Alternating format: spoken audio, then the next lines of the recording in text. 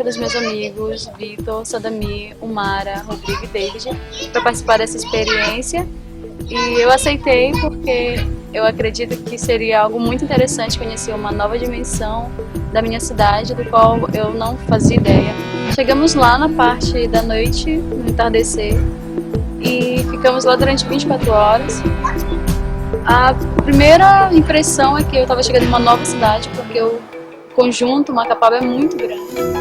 São vários blocos e com tipologias diferentes. Então a sensação era que eu estava realmente chegando em um novo lugar, do qual eu não tinha como cidade, porque nem do meu trajeto diário eu passava por aquele lugar. Então foi algo realmente novo e eu pude perceber um pouco da distância da minha casa para lá, que já não fazia parte, a cidade para mim já não tinha essa dimensão. Então eu conheci melhor a cidade. Logo quando eu cheguei, a arquitetura de lá se mostrou um pouco fria, pouca humanização ainda do espaço, apesar de já estar funcionando há um tempo. Já a pouca transformação desse espaço pelos moradores. A gente deve ver que está muito aquela aparência de conjunto repetido em todo o país. Pouca iluminação, poucas pessoas. Uns amigos me falaram que passava 7 horas da manhã e se eu perdesse esse ônibus ia voltar só 2 horas depois, então eu tinha que estar na parada às 7 da manhã. Então nós acordamos muito cedo lá no Macapaba para que nós chegássemos a tempo na parada de ônibus. Só que nós não sabíamos que para sair do Macapaba tinha que pegar o ônibus para chegar na rodovia. Então nós temos que pegar o ônibus Macapaba dentro do Macapaba e ir até em frente ao IFAP, que aí nós podemos atravessar a rodovia e chegar na parada de ônibus, no ponto de ônibus Macapá Santana, quilômetro 9. Para nós chegarmos na parada do quilômetro 9, nós descemos do Macapaba, em frente ao IFAP, e nós atravessamos a rodovia e ficamos num ponto único de parada que não tem abrigo também. Atravessamos o meio-fio e tinha uma faixa de pedestre, mas nós ficamos um pouco inseguros porque é uma rodovia, a gente não sabe se as pessoas vão parar, se elas vão respeitar. Elas sempre em alta velocidade, mas nós conseguimos atravessar a rua e ficamos lá durante umas horas esperando o ônibus. Para um cadeirante não foi pensado nada em relação nesse ponto de ônibus, nesses pontos de ônibus da rodovia, pelo menos aonde nós estávamos, porque o meio-fio não era pavimentado e tinha muita lama e não tinham rampas, não tinha sinalização, já não tinha semáforo, obviamente. E a parada de ônibus, ela ficava depois do encostamento na rua. Senti um pouco de medo porque eu me senti muito insegura, parada numa BR, sem abrigo, sem mobilidade. As pessoas dos carros passavam e nos viam em pé lá, paradas, parecia que nós estávamos perdidos. E isso criou um pouco de insegurança, claro, um pouco de revolta, porque estava chovendo, depois fez sol, e nós já estávamos cansados, nós passamos 1h30 nessa parada, então foi bem cansativo, e o ônibus em um estado muito degradado.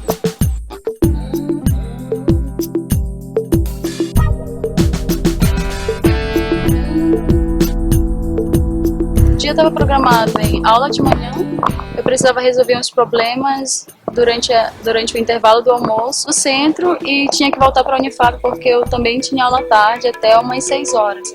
Então meu dia estava dividido em 2 partes com um intervalo para resolver uns problemas. Quem passeia por qualquer grande metrópole brasileira dificilmente deixa de notar que há algo de errado.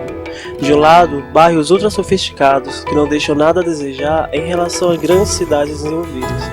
Do outro lado, favelas que amontoam gente em condições indignas de vida. Caminhando para as periferias, casas e barracos se estendem em horizontes sem fim. Seus moradores, remetidos a um exílio forçado em sua própria cidade, perdem horas do dia em ônibus apertados. Isso porque a valorização da terra nas áreas com infraestrutura alimenta um círculo vicioso que dificulta a moradia para os mais pobres. Em razão dos temores quanto aos efeitos no Brasil da crise econômica global de 2008, o governo federal lançou um ambicioso programa para aquecer ainda mais o setor de construção civil, potencialmente capaz de dinamizar a economia nacional face à ameaça da crise, o ambicioso programa Minha Casa Minha Vida. O conjunto habitacional Macapaba é um empreendimento do programa Minha Casa Minha Vida.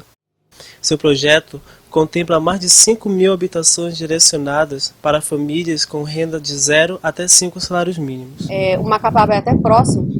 Existem lugares no Brasil em que foi construído fora da cidade mesmo, 30 quilômetros fora, até mais, no meio do nada mesmo.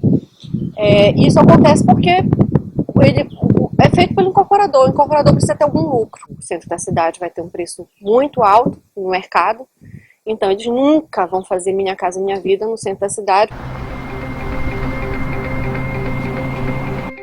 A política, né, de habitacional, ela não pode vir só como uma política de construção de casa. Nós acreditamos, principalmente na área de transporte, que toda política habitacional ela tem que ser acompanhada, ela tem que vir acompanhada de um projeto, né, levando sempre o quê? Dentro desse pacote, a infraestrutura, pelo menos a infraestrutura básica, que seria só 10 linhas de 10 ônibus novos, como foi dito muito na imprensa, né? Isso não interessa. O que interessa para a gente é saber se realmente se aquele público X, para aquela demanda ali, vai ser atendido. A ideia de que o automóvel é a melhor solução para o transporte, além de injusta, é falsa verdade, pois em longo prazo, a opção pelo transporte individual promove o colapso viário e a saturação do sistema. Cidades com bons sistemas de transporte público de massa oferecem sem dúvida qualidade de vida significativamente maior aos seus moradores. Mas o fenômeno, infelizmente, ocorre segundo os dramáticos padrões de urbanização anteriormente descritos, ou seja, o crescimento urbano, mesmo motivado por um ciclo econômico virtuoso, gera paradoxalmente a queda de qualidade de vida, quando ocorre dentro de uma lógica urbanisticamente nociva.